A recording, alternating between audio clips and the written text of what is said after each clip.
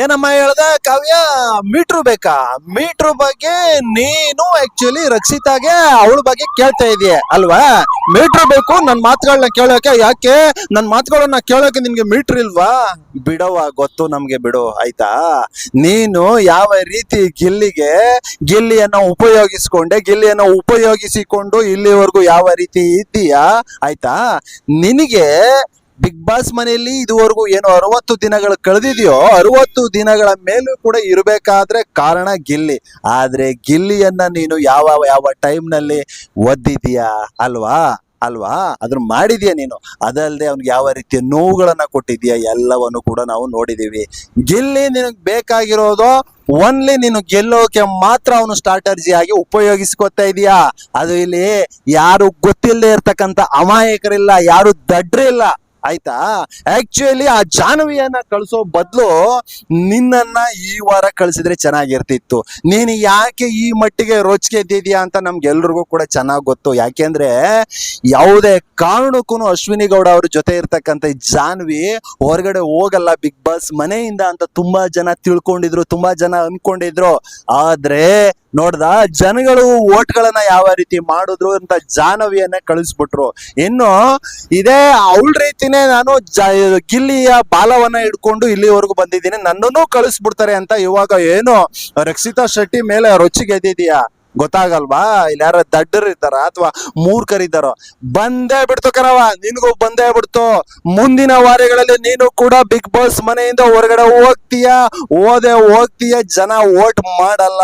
ಯಾವಾಗ ನೀನು ಗಿಲ್ಲಿಗೆನೆ ಅವನಿಗೆ ಒಂಥರ ನೀರು ಕುಡಿಸುವಂತ ಒಂದು ಕೆಲಸವನ್ನ ನೀನು ಮಾಡ್ದೋ, ಮುಂದಿನ ದಿನಗಳಲ್ಲಿ ನಿನ್ನನ್ನು ಕೂಡ ಹೊರಗಡೆ ಕಳಿಸ್ತಾರೆ ಜನ. ಎಸ್, ಇನ್ನು ಈ ರಕ್ಷಿತಾ ಶೆಟ್ಟಿ ಬಂದ್ಬಿಟ್ಟುತ್ತೆ ಈ ನಮ್ಮ ಗಿಲ್ಲಿ ಮತ್ತೆ ಗಿಲ್ಲಿಗೂ ಅವಳು ಬೇಜಾನ್ ಮಾಡಿದಾಳೆ, ಅದೆಲ್ರಿಗೂ ಚೆನ್ನಾಗಿ ಗೊತ್ತಿರ್ತಕ್ಕಂಥದ್ದೇ. ಯಾಕೆಂದ್ರೆ ಕಳೆದ ವಾರ ಆಕ್ಚುಲಿ ನಾಮಿನೇಟ್ ಮಾಡಬೇಕಾದ್ರೆ ಇದೇ ಗಿಲ್ಲಿಗೆ ಈ ರಕ್ಷಿತಾ ಯಾವ ರೀತಿ ಒಂದು ನಾಮಿನೇಟ್ಗೆ ಒಂದು ರೀಸನ್ ಅನ್ನ ಕೊಟ್ಟು ಮಾಡೋದು ಅಂತ ನಾವ್ ಯಾರು ಕೇಳಿಸ್ಕೊಳ್ದೆ ಇರುವಷ್ಟು ಅಮಾಯಕರಲ್ಲ ಆಯ್ತಾ.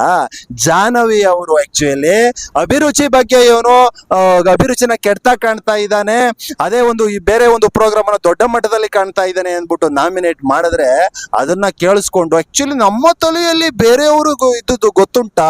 ಆದ್ರೆ ಇವಾಗ ನಾನು ಜಾಹ್ನವಿ ಅವರ ಮಾತುಗಳನ್ನ ಕೇಳಿಸಿಕೊಂಡ ಮೇಲೆ ಗಿಲ್ಲಿ ಅವರನ್ನ ಈ ರೀತಿ ನಾನು ನಾಮಿನೇಟ್ ಮಾಡ್ತೀನಿ ಗೊತ್ತುಂಟಾ ಅಂತ ಆಕ್ಚುಲಿ ನೀನು ಟಾರ್ಗೆಟ್ ಮಾಡಿದನ್ನ ನಾವು ನೋಡದೇ ಇಲ್ಲ ರಕ್ಷಿತಾ, ಗೊತ್ತಿದೆ ನಮ್ಗೆ ಆಯ್ತಾ. ಸ್ಟಾರ್ಟಿಂಗ್ ಅಲ್ಲಿ ನೀನು ಇದೇ ಅಶ್ವಿನಿ ಗೌಡ ಅವರು ನಿಮ್ಮನ್ನ ಟಾರ್ಗೆಟ್ ಮಾಡಿದಾಗ ನಿನ್ಗೆ ಟಾರ್ಗೆಟ್ ಮಾಡಿದ್ರು ನೋಡಿ, ಬಟ್ಟೆಗಳನ್ನ ಎತ್ತಿ ಬಿಸಾಕಿ ನೀನ್ ಎಲ್ಲಿಂದ ಬಂದಿದ್ಯಾ ಅಂತ ಆಕ್ಚುಲಿ ಎತ್ತಿ ಬಿಸಾಕಿ ನಿನ್ಗೆ ಯಾವ ರೀತಿ ಬೇಕಾದ ರೀತಿ ಜಾಡಿಸಿದ್ರಲ್ಲ ಅಶ್ವಿನಿ ಗೌಡ ಅವರು, ಅವಾಗ ನಿನಗೆ ಸಪೋರ್ಟಿಗೆ ಬಂದದ್ದು, ಸಾಂತ್ವನವಾಗಿ ನಿಮ್ಗೆ ಹೇಳೋಕೆ ಬಂದಿತ್ತು ಆಕ್ಚುಲಿ ಇದೇ ಗಿಲ್ಲಿ. ಅವತ್ತು ಗಿಲ್ಲಿ ನಿನ್ನನ್ನ ವಂಶದ ಕುಡಿ ಅನ್ಕೊಂಡು ನಿನ್ನನ್ನ ಸಪೋರ್ಟ್ ಮಾಡ್ಕ ಬಂದಲ್ಲ, ಅದಕ್ಕೆ ನೀನು ಆ ರೀತಿಯಾಗಿ ನಾಮಿನೇಟ್ ಮಾಡಿದೆ. ಗೊತ್ತಾಯ್ತು ಆ ನಂತರನು ನೀನು ಕಿರ್ಚಾಡಿದ್ದು ಗಿಲ್ಲಿಯ ವಿರುದ್ಧ, ಕಾವ್ಯ ಅವರ ವಿರುದ್ಧ. ನಾವ್ಯಾರು ಕೂಡ ದಡ್ರಲ್ಲ, ನಿನ್ನ ಸ್ಟ್ರಾಟರ್ಜಿ ಅದು. ನೀನು ಬಿಗ್ ಬಾಸ್ ನಲ್ಲಿ ಕೊನೆವರೆಗೂ ಉಳ್ಕೊಳ್ಳಕ್ಕೆ ನೀನು ಈ ರೀತಿಯಾದ ಅವತಾರಗಳನ್ನ ಮಾಡ್ತಾ ಇದೀಯಾ.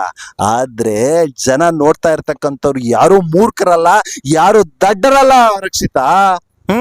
ಇವತ್ತು ಹೇಳ್ತಾ ಇದೀಯಾ ಕಾವ್ಯಗೆ ನೀನು ನಿಂದು ಗಿಲ್ಲಿ ಅವರನ್ನ ಹಿಡ್ಕೊಂಡು ಇಲ್ಲಿವರೆಗೂ ಬಂದಿದ್ಯಾ, ಅದೇ ನಿನ್ನ ಸ್ಟ್ರಾಟರ್ಜಿ ಹಾಗೆ ಹೀಗೆ ಅಂತ ನೀನು ಹೇಳ್ತಾ ಇದೀಯಾ. ಹೌದು, ಅವಳು ಅವನನ್ನ ಹಿಡ್ಕೊಂಡು ಬಂದ್ಲು, ನೀನು ಫಸ್ಟ್ ದಿನಗಳಲ್ಲಿ ಅವನನ್ನೇ ಹಿಡ್ಕೊಂಡು ಆಕ್ಚುಲಿ ಒಂದ್ ಸ್ವಲ್ಪ ಇದನ್ನ ತಗೊಂಡೆ ನೀನು ಜನಗಳಿಂದ ಆಯ್ತಾ. ಗೆದ್ರೆ ರಕ್ಷಿತಾ ಗೆಲ್ಬೇಕು, ಅದು ಬಿಟ್ರೆ ಗಿಲ್ಲಿ ಗೆದ್ರೆ ಗಿಲ್ಲಿ ಗೆಲ್ಬೇಕು, ಅದು ಬಿಟ್ರೆ ರಕ್ಷಿತಾ ಗೆಲ್ಬೇಕು ಅಂದ್ಬಿಟ್ಟು ಆಕ್ಚುಲಿ ಆ ಒಂದು ಕರುಣೆಯನ್ನ ಜನಗಳಿಂದ ಪಡೆದ್ರಲ್ಲ, ಸಿಂಪತಿಯನ್ನ ಜನಗಳಿಂದ ಪಡೆದ್ರಲ್ಲ ಆಯ್ತಾ. ಅದಕ್ಕೆ ಮೇನ್ ಕಾರಣ ಅಂತಂದ್ರೆ ಗಿಲ್ಲಿ.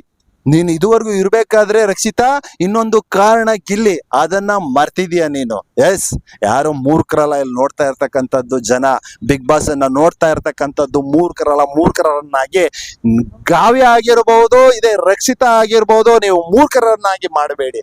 ಜನಗಳಿಗೆ ಚೆನ್ನಾಗಿ ಗೊತ್ತಿದೆ, ಈ ಬಾರಿ ಬಿಗ್ ಬಾಸ್ ನಲ್ಲಿ ಒಂದು ವೇಳೆ ಯಾರಾದ್ರೂ ಗೆಲ್ಬೇಕು ಅಂತ ಇದ್ರೆ ಅದು ಗಿಲ್ಲಿ ಮಾತ್ರ ಆಯ್ತಾ. ಗಿಲ್ಲಿಗೆ ಆಕ್ಚುಲಿ ಹೋದ ವಾರ ಹೊರಗಡೆಯಿಂದ ಬಂದವರು ಮಟ್ಟಿಗಿನ ತೊಂದರೆಯನ್ನ ಕೊಟ್ರಲ್ಲ ತಾಯಿ, ಆ ಮಟ್ಟಿಗಿನ ತೊಂದರೆಯನ್ನ ಕೊಟ್ರಲ್ಲ, ಆಗ ಕಾವ್ಯ ನೀವಾಗಿರ್ಬೋದು ಅಥವಾ ಈ ರಕ್ಷಿತಾ ಆಗಿರ್ಬೋದು ಯಾರಾದ್ರೂ ಸಪೋರ್ಟ್ ಮಾಡಿದ್ರ? ಅವನು ನೊಂದು ಬೆಂದು ಕುಲುಮೆಯಲ್ಲಿ ಬೆಂದೋಗ್ಬಿಟ್ನಲ್ಲ, ಅವಾಗ ಯಾರು ಬಂದು ಸಪೋರ್ಟ್ ಮಾಡಿದ್ರ, ಸಾಂತ್ವನವನ್ನ ಹೇಳಿದ್ರ? ಏನೂ ಇಲ್ಲ. ಆಯ್ತಾ? ಅದೇ ನಮ್ಮ ಕಿಚ್ಚ ಸುದೀಪ್ ಅವರು ಶನಿವಾರ ಭಾನುವಾರ ಕೇಳಿದಾಗ ಮಾತ್ರ ಕಾವ್ಯ ಸ್ವಲ್ಪ ಸರ್ ಇದು ನಾನು ಅವರು ಸರಿ ಅಂತ ಹೇಳಕ್ ಆಗ್ತಿಲ್ಲ, ಇವರು ಸರಿ ಅಂತ ಹೇಳಕ್ ಆಗ್ತಿಲ್ಲ ಅಂತ ಇಬ್ಬರಿಗೂ ಸುಗರ್ ಕೋಟ್ ಮಾಡ್ದಲ್ಲ ಕಾವ್ಯ, ಅದನ್ನ ನಾವು ನೋಡಿಲ್ವಾ? ಆಕ್ಚುಲಿ ಹೋದ ವಾರ ಮಂಜಣ್ಣ ಆಗಿರ್ಬೋದು ಅದು ಬಿಟ್ರೆ ರಜತ್ ಅವ್ರಾಗಿರ್ಬೋದು, ಇವರೆಲ್ಲರೂ ಟಾರ್ಗೆಟ್ ಹಾಕೊಂಡು ರುಬ್ಬದ್ರಲ್ಲ, ಕುಲ್ಮೆಯಲ್ಲಿ ಹಾಕೊಂಡು ಬೇಯಿಸಿದ್ರಲ್ಲ, ಆವಾಗ ನೋವುಗಳನ್ನ ಅನುಭವಿಸಿದ್ದು ಅದೇ ಆಗಿಲ್ಲಿ ಮಾತ್ರ. ಆಯ್ತಾ? ಹಾಗಾಗಿ ಅವನ ಸಪೋರ್ಟಿಗೆ ಅವತ್ತು ರಕ್ಷಿತಾ ನೀನು ಬಂದಿಲ್ಲ. ಮುಂದಿನ ದಿನಗಳಲ್ಲಿ ಗಿಲ್ಲಿಗೆ ಓಟ್ ಹಾಕ್ತಕ್ಕಂತ ಜನಗಳು ನಿನ್ನ ಸಪೋರ್ಟ್ಗೆ ಬರಲ್ಲ. ಮುಂದಿನ ದಿನಗಳಲ್ಲಿ ನಿಂದೇನಿದೆ ಓಟು ಅವ್ರದ್ದು ಮಾತ್ರ. ಯಾವಾಗ ಗಿಲ್ಲಿಗೆ ಹಿಂತಿರುಗಿ ಬಿದ್ದಿಯೋ ನೀನು, ಗಿಲ್ಲಿಗೆ ಸಪೋರ್ಟ್ ಮಾಡ್ದೇನೆ ನಿಂತ್ಕೊಂಡ್ಯೋ ನೀನು, ಅವಾಗ ಜನಗಳು ನಿನ್ನನ್ನ ಬಿಟ್ಬಿಟ್ರು. ಆಯ್ತಾ? ಹಾಗಾಗಿ ಯಾರು ಏನೇ ಮಾಡಿದ್ರು ಈ ಬಾರಿ ನಮ್ಮ ಗಿಲ್ಲಿ ಗೆಲ್ತಾನೆ. ಎಸ್, ಇವಾಗ ರಜತ್ ಅವ್ರು ಬಂದಿದ್ದಾರೆ, ಚೈತ್ರ ಕುಂದಾಪುರ ಅವ್ರು ಬಂದಿದ್ದಾರೆ. ಅವರು ಅವನನ್ನ ಬೇಜಾನು ಆಟ ಆಡಿಸ್ಕೊಳ್ತಾರೆ, ಹಾಗೆ ಹೀಗೆ ಅಂತ ಹೇಳ್ತಾ ಇರಬಹುದು. ಆದ್ರೆ ಆಗಲ್ಲ. ಯಾಕೆಂದ್ರೆ ಬೆಳಿಗ್ಗೆ ಒಂದು ಪ್ರೋಮೋವನ್ನ ಬಿಡ್ತಾರೆ. ರಘು ಅವರು ನೀವು ನೋಡಿರ್ಬಹುದು ಯಾವ ರೀತಿ ಅವ್ರಿಗೆ ಆಕ್ಚುಲಿ ಏನ್ ಮುಗಿ ಬೀಳ್ತಾರೆ, ಹೊಡೆಯೋಕೆಲ್ಲ ಹೋಗ್ತಾರೆ ಅಂತ ನೀವು ನೋಡಿರ್ಬಹುದು. ಕಾರಣ ಇಷ್ಟೇ, ಇಲ್ಲಿ ಗಿಲ್ಲಿಗೆ ಒಂದು ಪವರ್ ಇದೆ, ಅವನಿಗೆ ಆ ಪವರ್ ಅನ್ನ ತಂದ್ಕೊಡ್ಬೇಕು ಅನ್ನೋದಕ್ಕೋಸ್ಕರ ಆಕ್ಚುಲಿ ಗೊತ್ತಿಲ್ದೇನೋ ನಮ್ಮ ರಘು ಅವರು ಒಂದು ಕೆಲಸವನ್ನ ಮಾಡಿದ್ದಾರೆ. ಎಸ್, ಆ ಒಂದು ಕೆಲಸವನ್ನ ಮಾಡಿದ್ದಾರೆ ಅಂದ್ರೆ ನೆಕ್ಸ್ಟ್ ಗಿಲ್ಲಿದೆ ನಡೀತಕ್ಕಂಥದ್ದು. ಗಿಲ್ಲಿಯೇ ಲೀಡರ್ ಅಲ್ಲಿ ಅವನೇ ಆಗ್ಬೇಕು ಅನ್ನೋದಕ್ಕೆ ಒಂದು ಪುಷ್ ಅಪ್ ಕೊಟ್ಟಿದ್ದು ಈ ನಮ್ಮ ರಘು ಅವರು. ಆಯ್ತಾ? ಡೌಟೇ ಬೇಡ ಗುರು, ಡೌಟೇ ಬೇಡ. ನಮ್ಮ ಈ ಗಿಲ್ಲಿ ಈ ಸಾರಿ ಬಿಗ್ ಬಾಸ್ ಅಲ್ಲಿ ಗೆಲ್ತಾನೆ. ಲೀಡರ್ ಆಗೇ ಇರ್ತಾನೆ. ಯಾರೋ ರಜತ್ ಬಂದ್ಬಿಟ್ಟ, ಯಾರೋ ಚೈತ್ರ ಕುಂದಾಪುರ ಅವ್ರು ಬಂದ್ಬಿಟ್ರು ಅಂದ್ಬಿಟ್ಟು ಯಾವುದೇ ಕಾರಣಕ್ಕೂ ಆ ಲೀಡರ್ಶಿಪ್ ಅನ್ನ ಯಾವುದೇ ಕಾರಣಕ್ಕೂ ನಮ್ಮ ಗಿಲ್ಲಿ ಕಳ್ಕೊಳ್ಳಕ್ಕೆ ರಘು ಅಂತವ್ರು ಬಿಡೋದು ಇಲ್ಲ, ರಕ್ಷಿತಾನು ಕೂಡ ಬಿಡೋದಿಲ್ಲ, ಗೊತ್ತಿಲ್ದೆ. ಯಾಕೆಂದ್ರೆ ಒಂದು ಕಡೆ ಎಲ್ಲ ಅವಳಿಗೂ ಪ್ರೀತಿ ಇದೆ ಅಂತ ನಮಗೂ ಗೊತ್ತು. ಆದ್ರೆ ಗೆಲ್ಲಬೇಕು ಬಿಗ್ ಬಾಸ್ ನಲ್ಲಿ ಅನ್ನೋ ಒಂದೇ ಒಂದು ಕಾರಣಕ್ಕೆ ಈ ರೀತಿ ರಕ್ಷಿತಾ ಆ ಪ್ರೀತಿಯನ್ನ ತೋರಿಸ್ಕೊಳ್ತಾ ಇಲ್ಲ, ಗಿಲ್ಲಿಯನ್ನ ತುಳಿಯುವಂತ ಕೆಲಸವನ್ನು ಕೂಡ ಮಾಡ್ತಾನೆ ಇದ್ದಾಳೆ.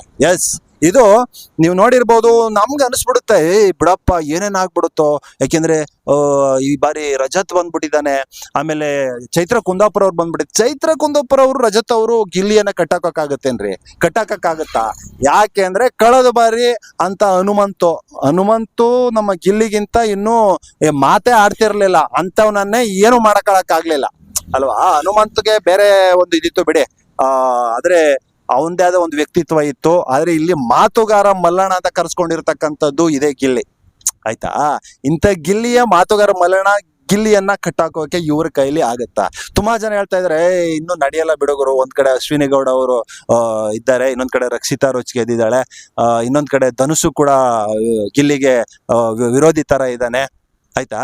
ಇನ್ನೊಂದ್ ಕಡೆ ಈಗ ರಜತ್ ಬಂದಿದ್ದಾರೆ, ಚೈತ್ರ ಕುಂದಾಪುರ ಅವ್ರು ಬಂದಿದ್ದಾರೆ. ಇನ್ನು ಗಿಲ್ಲಿ ನಡೆಯಲ್ಲ ಅಲ್ಲ, ನಡೆಯುತ್ತೆ. ಯಾಕೆಂದ್ರೆ ಗಿಲ್ಲಿ ರಾತ್ರಿ ಒಂದ್ ಮಾತನ್ನ ಹೇಳ್ತಾನೆ ಕಿಚ್ಚ ಸುದೀಪ್ ಅವ್ರಿಗೆ, ಅಣ್ಣ ಇವ್ರು ಯಾರು ಬಂದ್ರು ಅಂದ್ಬಿಟ್ಟು ನಮ್ಮ ಏನು ಒಳಗಡೆ ಇರುತ್ತೋ ಮನೇಲಿ ಅವ್ರದ್ದು ಯಾವುದೇ ಕಾರಣಕ್ಕೂ ಕುಂದೋಗಲ್ಲ ಅಥವಾ ನಮ್ದೇನೋ ನಡೆಯಲ್ಲ ಅನ್ನಂಗಿಲ್ಲ ಅಣ್ಣ. ಯಾಕೆಂದ್ರೆ ನಾವು ಎಲ್ಲ ಏಳು ಬೀಳುಗಳನ್ನ ನೋಡ್ಕೊಂಡ್ ಬಂದಿದೀವಿ.